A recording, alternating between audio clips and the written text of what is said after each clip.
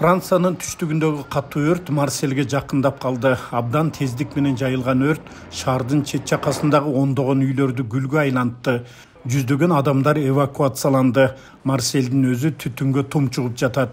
Кошуна департаменттерде да токойлор күйүп жатат. От менен күрөшүүгө миңден ашык куткаруучу тартылып, жерден да абадан да өчүрүп жатышат. Бирок абал азырынча начарлап баратат.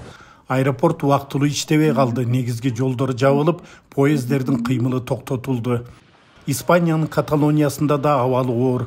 Өзгөчө кырдаал режими киргизилип, токойдун 3000 гектарынан ашыгы күйүп жатат. Өрт өчүрүүчүлөргө жардамга аскерлер жана коңшу аймактардан куткаруучу бригадалар тартылууда.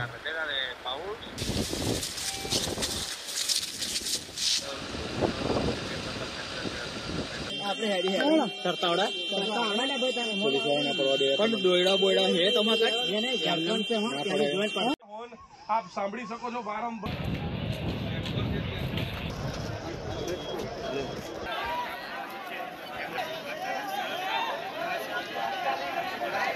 ચોક્કસથી અંદાજો લગાવી શકો છો કે કયા પ્રકારની હાલ જે સ્થિતિ જોવા મળી રહી છે મગર वो रिपोर्ट तो नहीं आया मगर जिस तरह से नीचे ने भी लेवानो पड़े ना मन को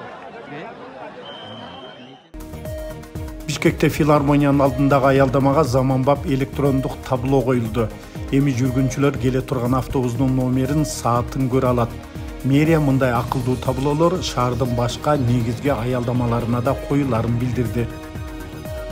1 августтан баштап Улуттук статистика комитетинин облустук башкармалыктарын жоюу чечими кабыл алынды.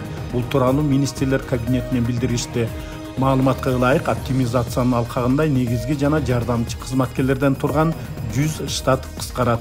Буга чейин Улуттук статистика комитети расмий отчет формаларын 246дан 119га чейин кыскартканы айтылган.